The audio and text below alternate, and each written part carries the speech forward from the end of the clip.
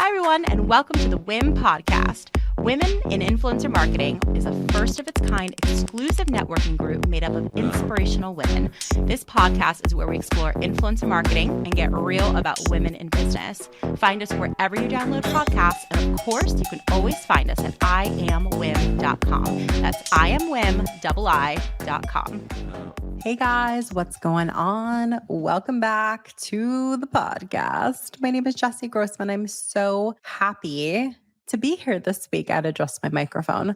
This guest this week, so good. So Kafi actually won a little contest we ran during one of our last events, the Best in Influencer Tech event. And the contest was be really creative on social media, essentially tag us and we'll invite you onto the podcast. So it's no surprise that her entry won because she is like at her core a creative. So I'm going to introduce you to Kafi in just a couple minutes. But before I do, I have a couple of fun announcements. It is officially December, which means that all month long, once anyone buys some merch from our merch shop, $100, every $100, and it's like cumulative. So if you buy 50 and you buy 50, we're still giving it away.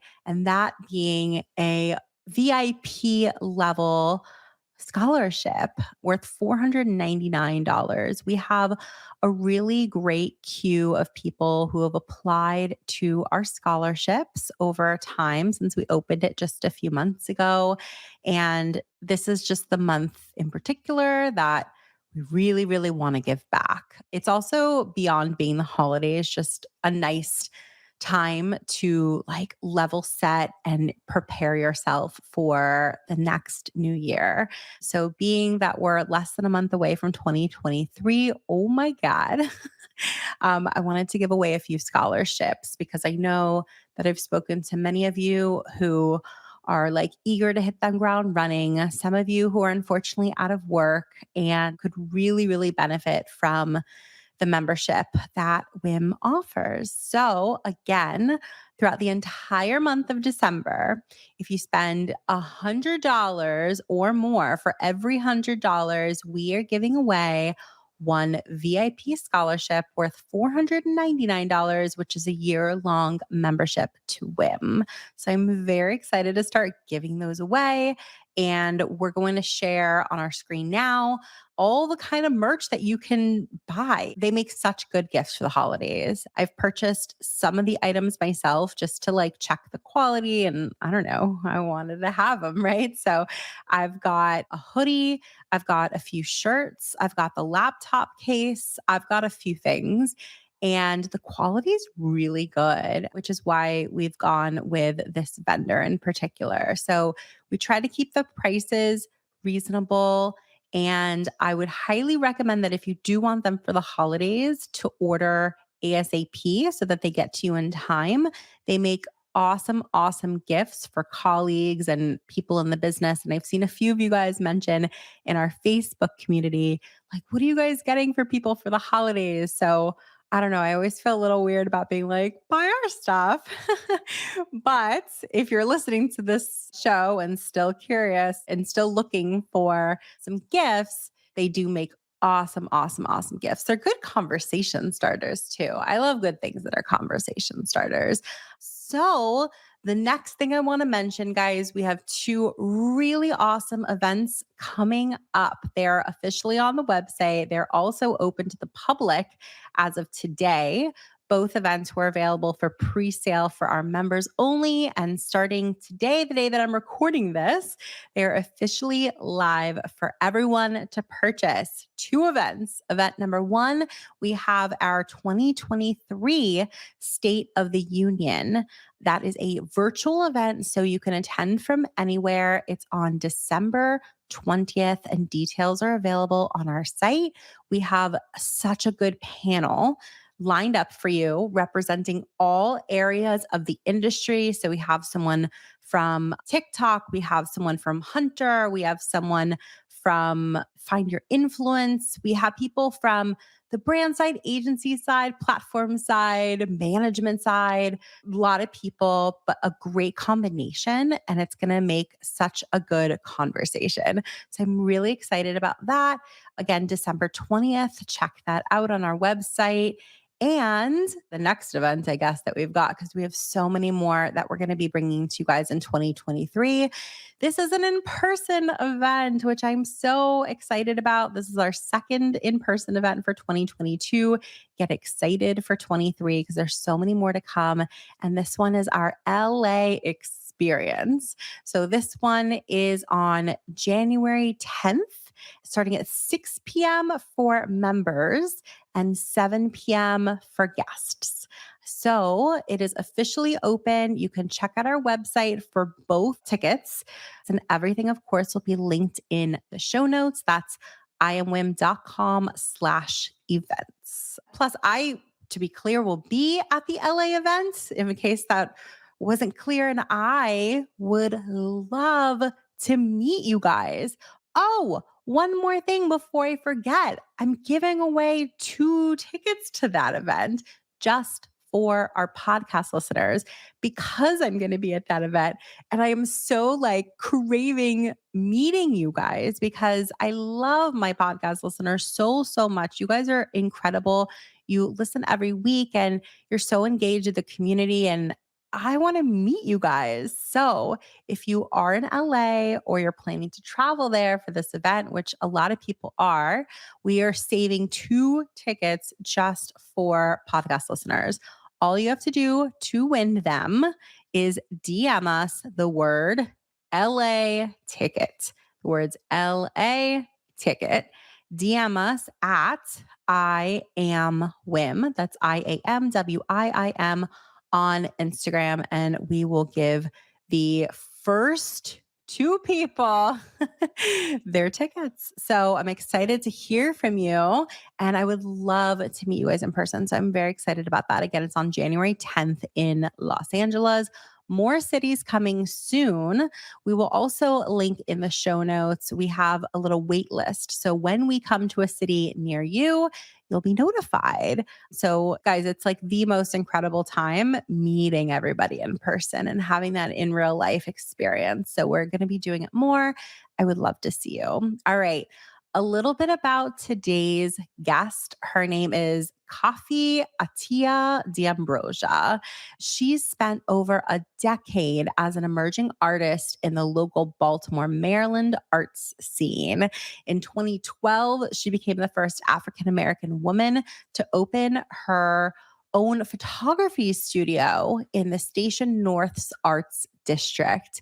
Kafi's art practice includes a lot of things. It includes photography, performance art, theater, poetry, speaking, writing, curating, and acting as an art festival director. She began her journey, though, into crypto as a curiosity, learning about Bitcoin and investing back in 2019. She entered the Web3 space in 2022, being onboarded as an artist, and quickly became involved training and onboarding other artists. Her Genesis collection was minted in March of this year, 2022. And she herself also has a podcast, which you'll be able to tell when you listen to this episode. She's the most incredible voice. I could listen to her for hours. Her podcast is called KAFI Studio, KAFI and Studio. Her consulting business is called the C-Suite Pivot, another really great name. She continues to pursue her entrepreneurial path, photography, NFT art, writing, and holding space for survivors. Kafi is a mother to a young emerging digital artist and author known as Finn Decypher, who is also her greatest work of art. So without further ado, very excited to introduce you to Kafi.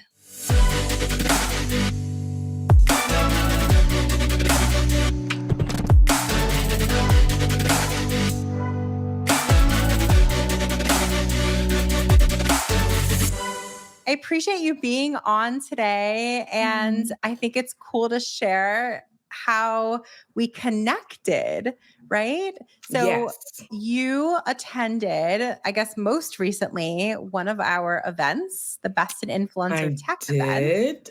I Yeah. was interested because I'm in Web3 and we use AI tools, and AI is a part of Web3. I was interested in learning about marketing tools. And so, because of what I've been involved in, I said, I need to know. I want to learn how to be a better marketer. So, in my background, I have a background of being a consultant and working with creative people, musicians, managing a couple of musicians, being sort of a creative coach, meaning I'm not necessarily an every week life coach. They call me Sure Shot. They used to call me Studio Kafi Power Hour, where I came together with my clients and really created sort of a pivot for them. And so, in this new era of Web3, I wanted to learn more about what influencer marketing was. It's so important, more than a lifestyle influencer, but really specific. And so it's very hard work. It's very specific. A lot of people make jokes about it. I'm an influencer, but really it's very dedicated. It takes a lot of discipline. And so this year I decided to lean into things. I decided to shift my career completely and I dived into Web3. I showed up curious as an artist, as a photographer, poet, and writer into the Web3 space on a Sunday. And the following week, I was onboarding other artists into the space. I do not recommend that, but I have a background in education, training, and teaching. And so I spent a week, about 60 to 70 hours, learning, researching, and being immersed in the subject. And so a semester or two later, I was able to help teach other people. And so I sort of engaged with you and attended a few of your live sessions on LinkedIn and followed you and kept trying to dive in and learn what is this influencer marketing about and women in influencer marketing about. I love supporting women and people who identify as women. And I loved your energy and your kindness, and you seem to have such a great team supporting you. And so I wanted to learn more and I wanted to attend your live event. And you stated that if you make a post or a reel about the event, then you could possibly win being featured on the podcast. And so when I saw that, I said, oh, I'm going to win that for sure.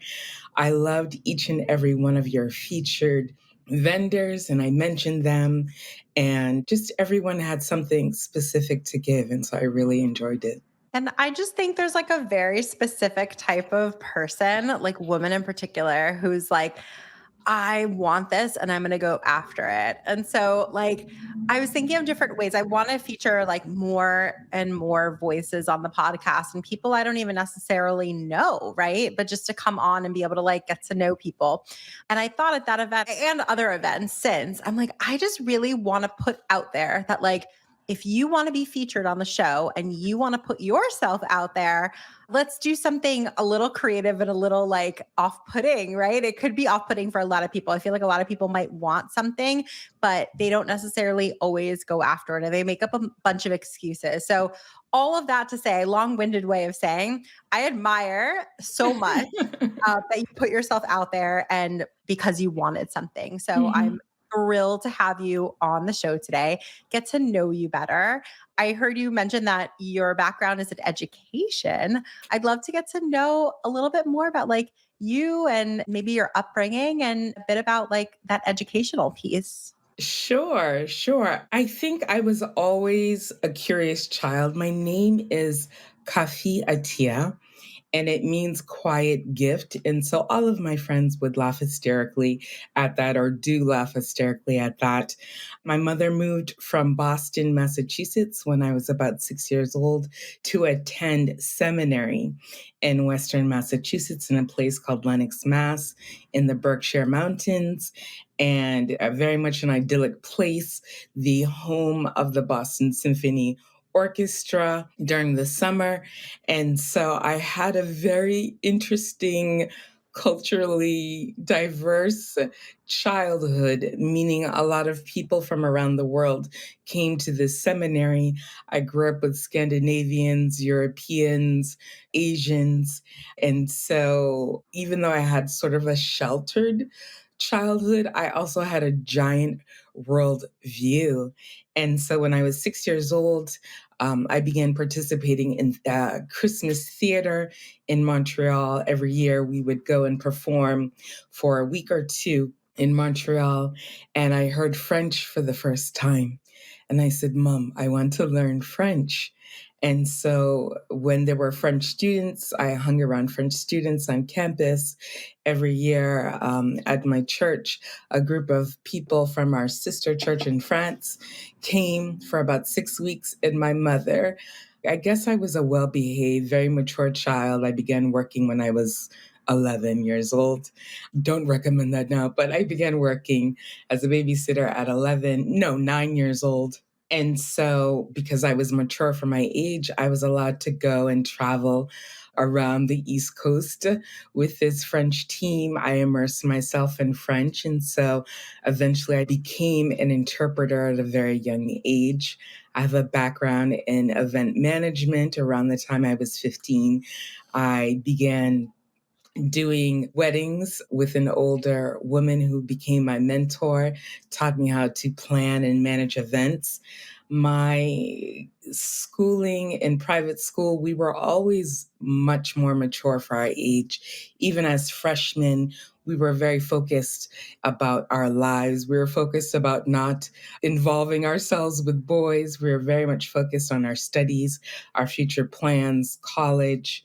So it's very interesting. And then a lot of times teens or, kids in high school, they wanted Nikes and they wanted, different things that regular kids want. But we were focused on traveling the world. So it wasn't, did you get the latest Levi jeans? It's like, did you get your passport? Did you get your visa? Are you going to Poland for the summer? Are you going to South America for the summer? Where are you traveling to? And so we had this crazy worldview. We were learning languages. We were traveling the world at a very young age. And so when you have an international worldview and you're learning languages, the world opens up and additional worlds open up to you, and you fall in love with people. And so I always say when you fall in love with someone, you must learn their language, right? And so I had this extraordinary upbringing, and Yo-Yo Ma was my first crush. And I used to think I snuck onto the Tanglewood campus. I thought I was unobtrusive. I was the only child of color in my town. So I thought I was sneaking onto the Tanglewood campus at 9 and 10, watching Leonard Bernstein and Yo-Yo Ma and Seiji Ozawa practice with the Boston Symphony Orchestra. But of course, being older, I know that I was not unobtrusive and they allowed me to do that. So I just had a magical childhood and began work. I graduated high school early, began work immediately. I went to seminary part-time, and my major was linguistics. And so I studied to teach English as a foreign language and studied anthropology because I wanted to know about people.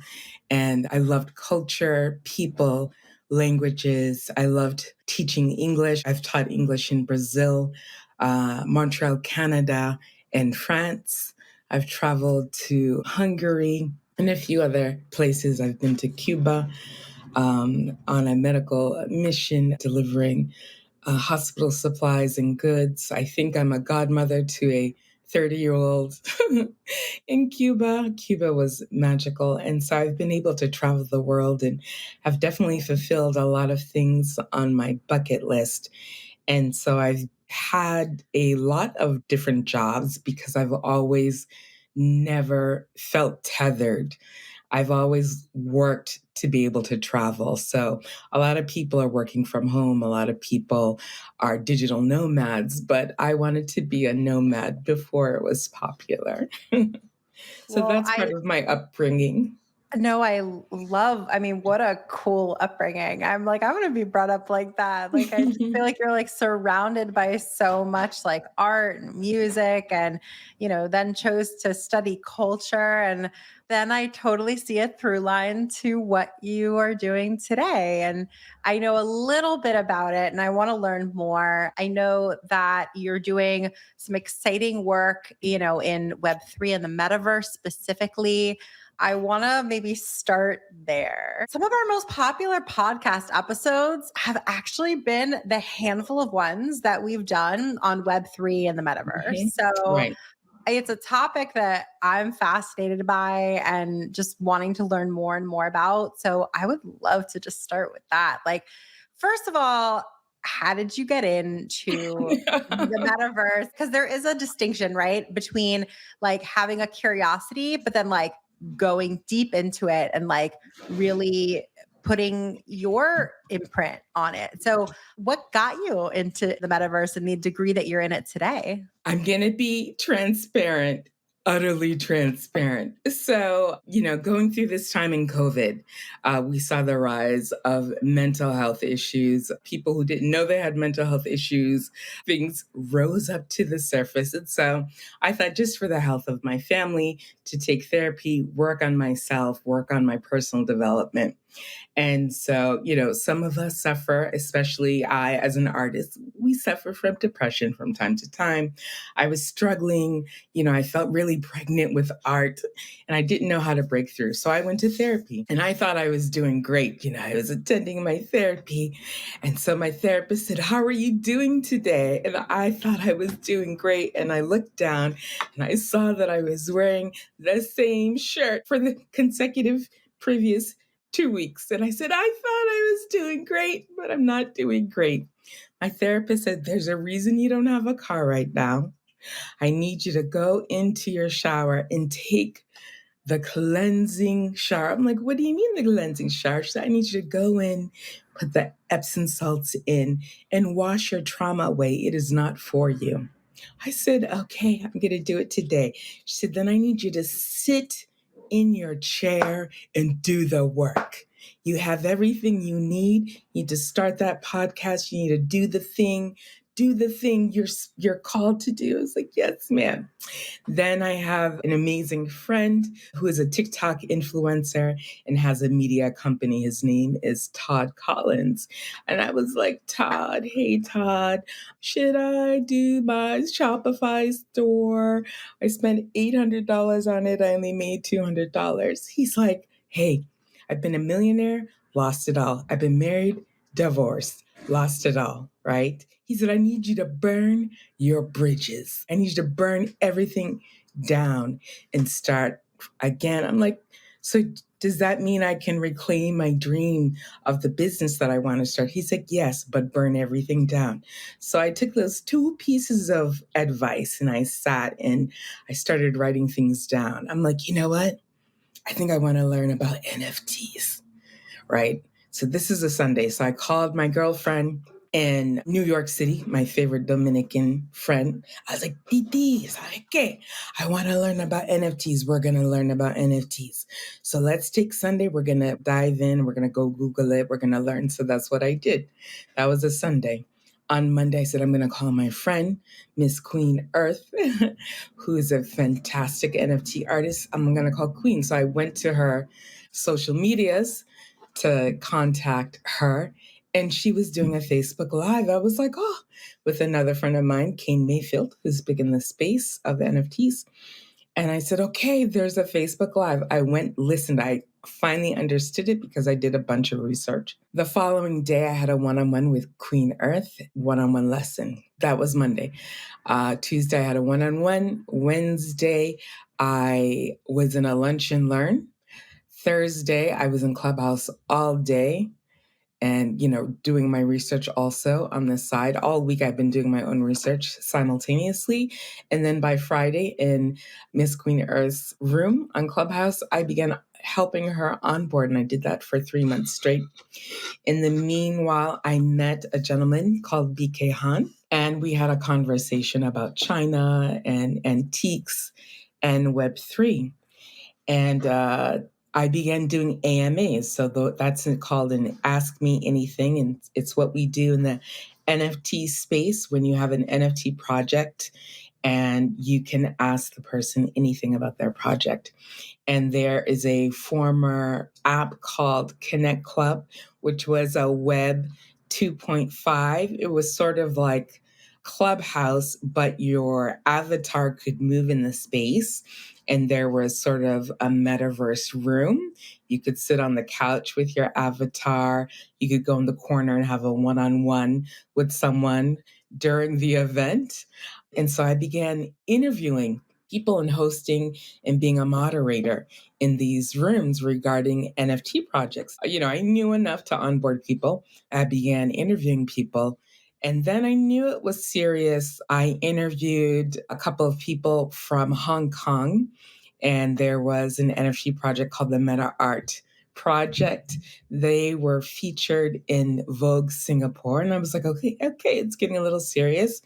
And then my first jolt that what I was doing was getting a little more serious in Web3 was I interviewed the 7 top CEOs in Asia for an event called Asia in the Metaverse. It's on my YouTube channel, KAFI Studio. And this was sponsored by a Vietnamese Web3 magazine, and they streamed it into Vietnam. And so we were, in this Web 2.5 room, in this metaverse room. And then we were streamed into a conference room in Vietnam. And so we were being translated or interpreted into Vietnamese. And so, I'm interviewing a CNN reporter who does all the finance on CNN. I was interviewing CEOs from India, Singapore, Vietnam, and Hong Kong. And so then I realized, okay, maybe I'm, gaining some traction in what I'm doing, and this is a real job. Then the next thing that happened was I was a participant in an event called Connectella. So again, on the same app, Connect Club, we decided to have a music festival. We had 10 stages with 10 to 20 musicians on each stage. So we had over 200 musicians in the app performing simultaneously. That was my first giant event. So I had participated in a couple of other events, but that was the first one where I had my own stage. I was gathering musicians and managing them. Then I participated in June in another large event, actually onboarding a platform into Web3. And that was 2020. We onboarded tswap.live onto voxels. And so for a month, we interviewed 3 to 5 CEOs a day. And we were streaming on 5 platforms at a time. So on Connect Club, Zoom, YouTube, Clubhouse, and voxels. And so that's when I realized, okay, I think I'm a podcaster. I'm a host, I'm a moderator, and we just onboarded these people into the metaverse. And this is a virtual event, and we're streaming on 5 platforms. I don't think anyone's ever done that ever before simultaneously. And so being the, person who's like bringing all of these people in and being like the shepherd to bring them, into it, like what surprised them about it? What questions did they have? I'm curious about that transition and what that felt like. I think they didn't know how much it takes. It really takes a team. It takes a team to market it, to manage it, to continue it. And then I don't think they realize that even with our small team, that we actually make what we do look easy. Because originally, I have to go back a little bit. When I began being mentored by BK, What my team may or may not have known is that BK, I don't think he disclosed this to them, he had already trained 130,000 influencers in China. And so in China, I think the market is very different. We look at boy bands like BTS and we see the amazing virality of them. And we think they're amazing. They went so viral, and people think it's organic. They went viral organically. And I think maybe you and I both know that that's not true. So what they use in that part of the world is KOLs, key opinion leaders. And so as I began to try to investigate my new mentor and couldn't find him, I said, oh, I know what type of person this is. Because things are different in the West. People who are wealthy or established want to be seen. People who are established in Asia or different parts of Asia do not want to be seen online. They protect their family. They don't want their family to be seen. So I knew what kind of person that he was. And I knew I was in a KOL training, key opinion leader training. And so because of that, I set my purpose, right? And so even though I was in a team, I had my own individual goals at the end of the year. I knew that I'd be in this for a year. I knew that if you do take KOL training, a one-day training is anywhere from $1,700 to $3,500 for the day because it's so rapid. And I also knew that some of the top TikTok influencers, some of the top Clubhouse influencers who have 1 million people following them, who have 1 million people on TikTok, were trained by him also. And so I knew I had the right mentor, and I wasn't necessarily trying to be an influencer, but I definitely wanted to know about Web3. I definitely wanted to do what I was doing. I was really enjoying it. I finally felt like I fit somewhere. And the thing about Web3, and I repeatedly say this all the time, is that you have the ability to bring all of your skills. So I grew up with theater, music, musicians, managing musicians, sometimes falling in love with one, married one, working behind the scenes, doing stage management, producing shows. Then I've been in healthcare industry, working for the president of Johns Hopkins, helping to establish the international department at Johns Hopkins, knocking on every embassy door in Washington, D.C. to help establish the Johns Hopkins International Office, right? Creating sister programs in Africa, in Europe, and South America, right? So my background's in healthcare. And then, working from a very young age in business administration, also having a background in event planning. Then also I'm an artist. I'm a photographer. I'm a poet. And even though I struggle, I'm a writer too, untapped. And I have to dig in a little deeper for my writing. So with Web3, you're able to bring all of your skills to the table, and they're actually validated. Whereas in corporate America, you have a job description, and there are often punitive things that happen to you if you try to step outside of your job description. So if you're a receptionist, but then try to do, some strategic planning on the executive committee, you get in trouble for that.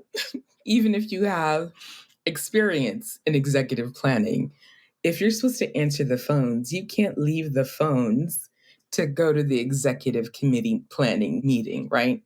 But in Web3, you can bring all of your life experience, whether you thought of it as a skill. So I've done music management. I've been in music and theater and production my whole life, but because I was never chasing it, because I wasn't trying to be a famous musician, I'm not trying to be a music producer, even though I've produced shows, that was never my calling. I never considered it a skill that I should be paid for. I just did it because I work with musicians. And yes, I was paid for it, but I never pursued it. But coming into Web3, when I'm doing a virtual event and I have musicians and I throw a virtual event and I can pull together 10 to 12 musicians for a stage, pull together all of their music sets, run the stage properly, introduce them, do the interviews, do the write ups. It's bringing all of my skills together. Well, that's brilliant. Like to have a place where, it not only like celebrates the variety of skills that you've not created, but the variety of skills that you've cultivated with this background, but also to be able to have a place where you could explore all of that and like improve all of them and like see how they interact with each other. Like I find that really fascinating. I said before on the show that I think that a lot of people will relate. I was also told that you're a little all over the place. Like you really need to focus and you can't like do too many things. Like you're a little scattered. And the truth is, whether you are in Web3 or in influencer marketing or an entrepreneur or all of those things, you are so much better equipped to handle problems and problem solve when you have a really diverse background. So I think it's great that you've found, this community and all the people in it that seem to really celebrate your dynamic background. I think it's brilliant. Like for those who are listening who haven't really experienced Web3, the metaverse, like anything, they hear these words and they're maybe even a little intimidated by these terms because they just have never experienced it themselves. Could you break it down for them in terms of like, an influencer marketer or even just a marketer, like somebody who works in marketing that's curious about the metaverse? Like, where should they begin in their exploration? Sure, sure. So, one of the first things we tell people is number one, be brave. Just be brave. Another thing we tell people is do your research.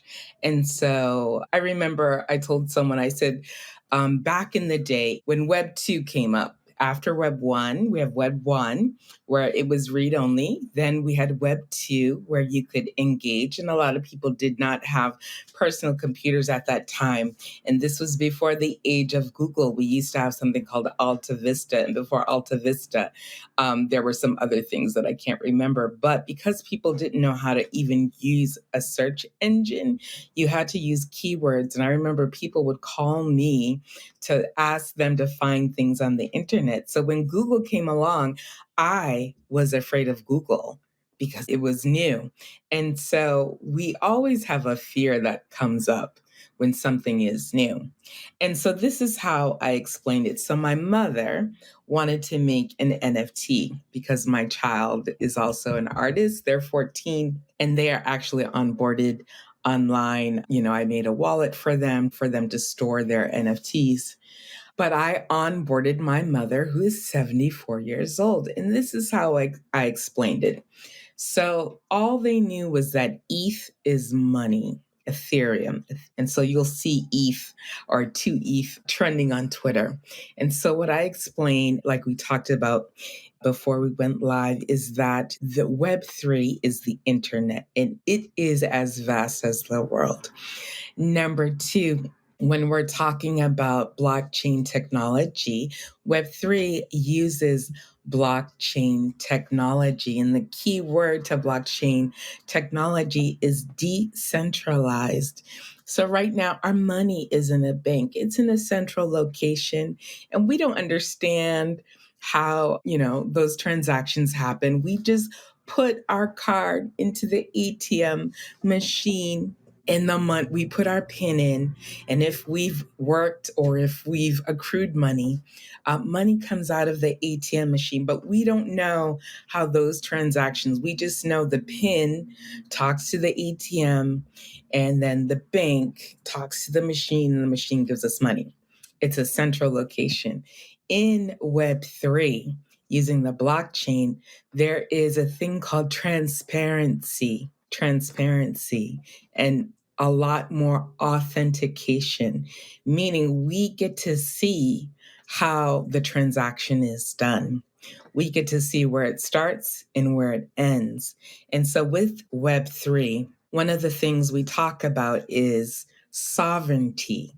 Currently in Web 2, And people have used it as a meme or have made these posts like, I don't own the rights to this song, or, Facebook is trying to steal my images, all these different things. But basically, if you put content on the web right now, you do not own those images. If you put it on a platform, it is written in the fine print. In Web3, because of their transparency, when you put content in Web3 on the blockchain, you have sovereignty. You control your own content. No one is able to monetize that. You own everything that you put out. So, when you are creating something like an NFT, which is a non fungible token, and so fungible means it's copyable. Non fungible means you cannot copy it. For example, we never say, I'm uploading an NFT. We say we're going to mint an NFT. And when we think about the mint, we think about the US Mint, right? We think about gold nuggets getting an imprint. We think about those money plates and all the heist movies that we have. And we think about the value of the plates, right? How they're uncopyable, non fungible. Those plates are non fungible, which is why the thieves were always trying to steal the plates, because the plates where you mint money, they're non fungible. So let's talk about minting. Let's talk about assets, right? So an NFT, and anything can be an NFT, is a digital asset, right? Why do we need a digital asset? What is a digital asset? This is what I told my mom. I said, Mom, ETH is money, right?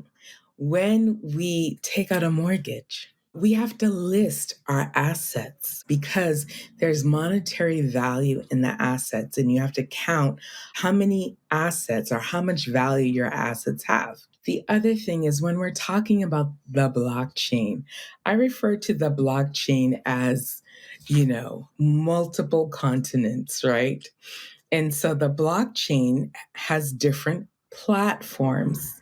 I refer to the platforms as Europe because sometimes I used to go to Europe for the summer. And way back when I was a young pup, before the European Union, you had different currency for each country. When we went to Italy, we had the lira. When we went to France, we had the franc. When we went to England or the UK, we had the pound.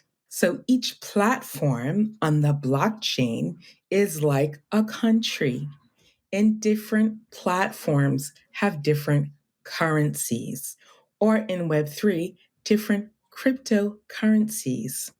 That is how I explain the blockchain, cryptocurrencies, and digital assets. Does that help?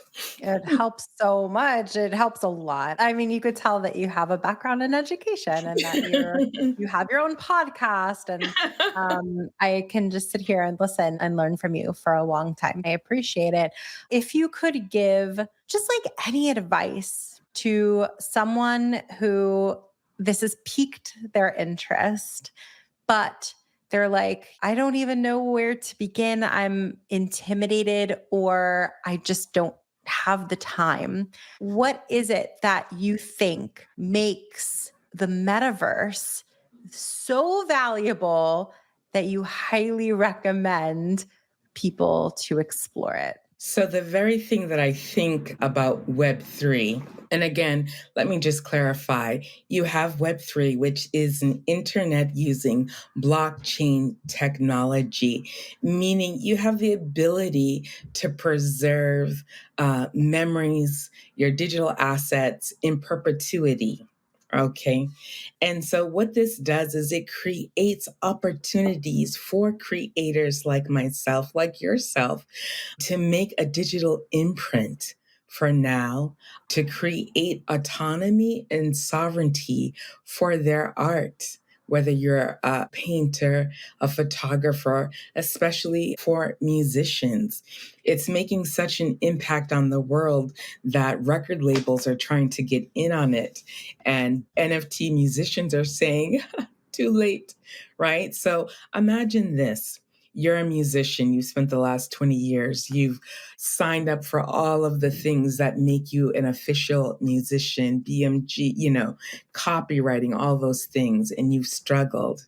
Then you become an NFT musician where you are autonomous. You are your own label, just like when you enter into cryptocurrency, and crypto is risky. And I am not giving financial advice. You must do your own research, but you become your own bank. As an NFT musician, you are your own label, right? So imagine I'm a musician. I strum a few keys on my guitar. I mint my NFT, it goes viral. I sell my record. My record costs $50 for the complete record. And someone resells my record, right? I get 10% royalty on my record in perpetuity. I pass away. Guess who gets my royalties? My child, my grandchildren. It's on the blockchain forever, right?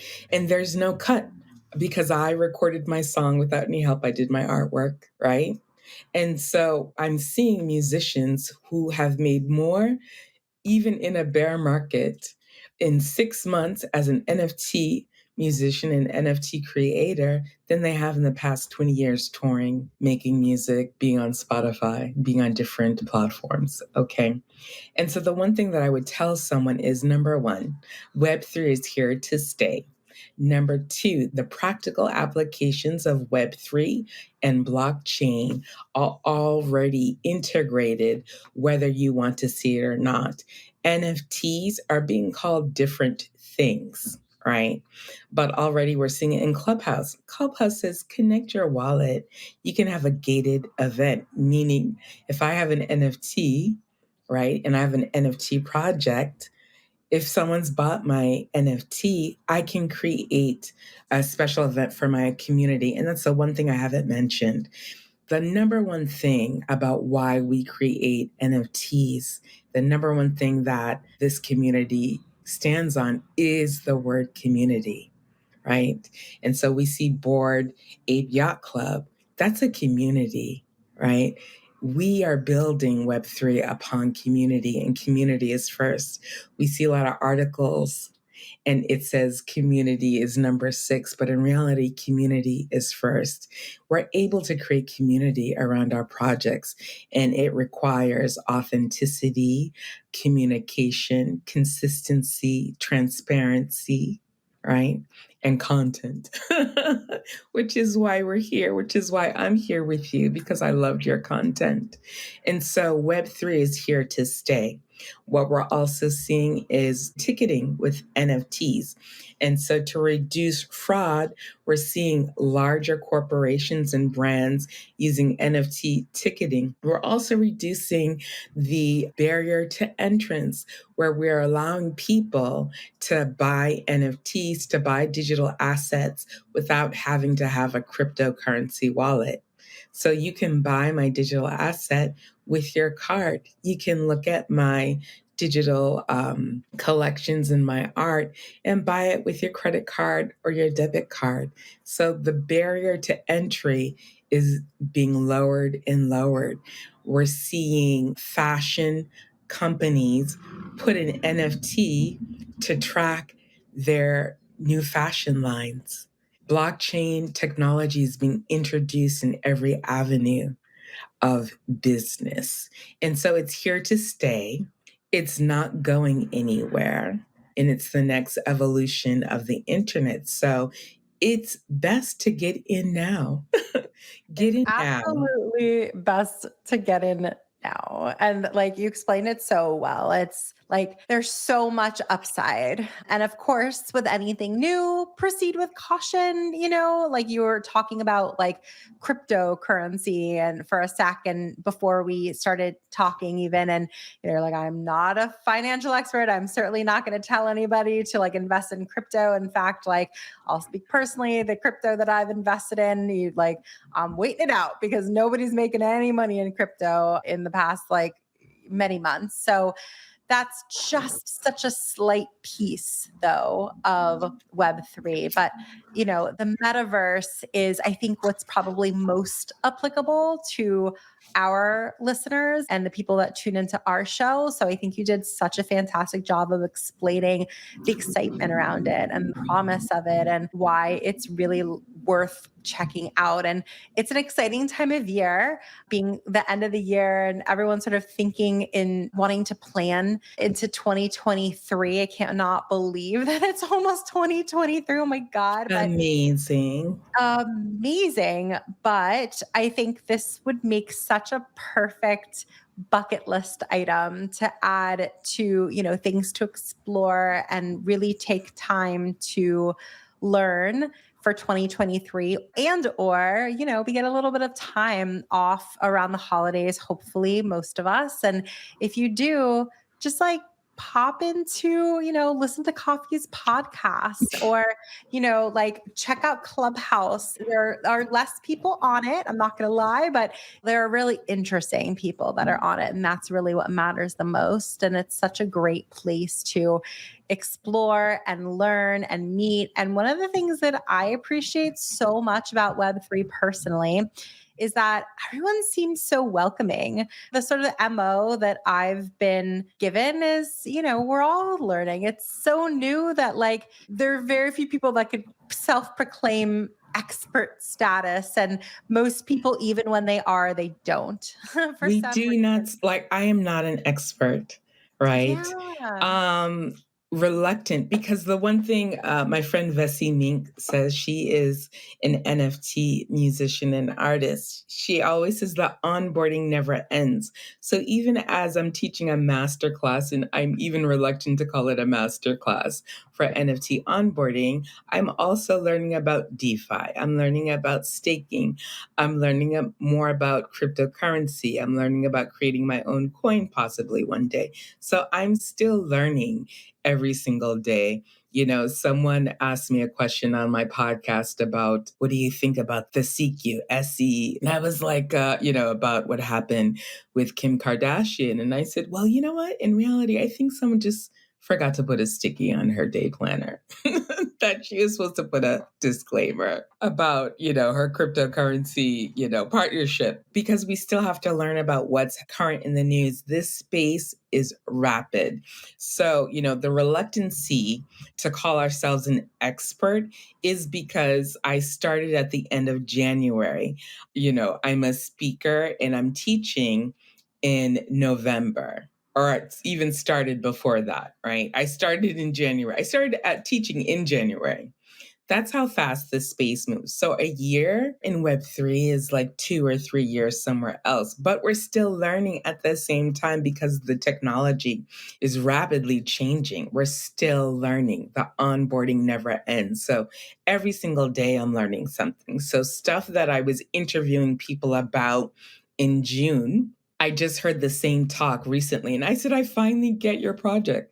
Your project is fascinating. Is this what you were talking about in June? He's like, yes. I was like, oh, I get it now.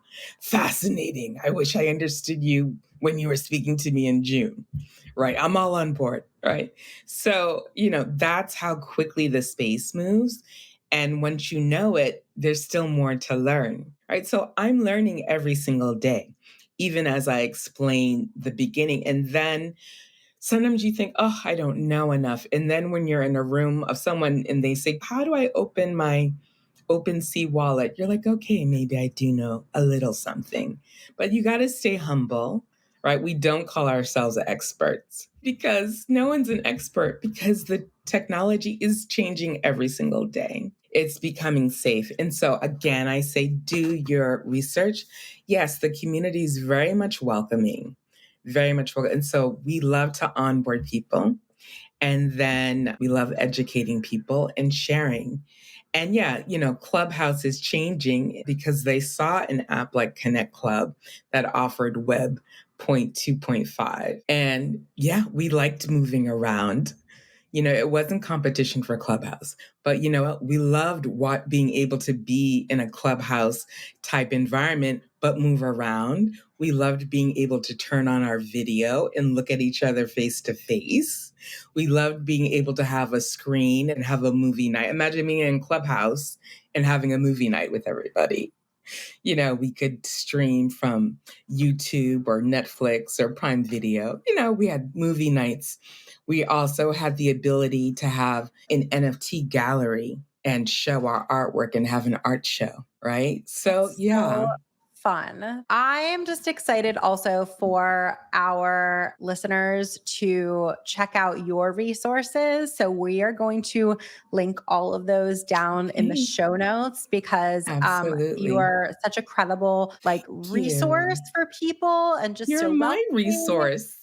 You're my resource too. So I'm I just learning from you every day. I dial in. I'm like, what should I learn? Oh, I didn't know I need to do this. I struggle with consistency because I'm easily distracted by sparkly things and I'm an artist, same. butterflies, turtles.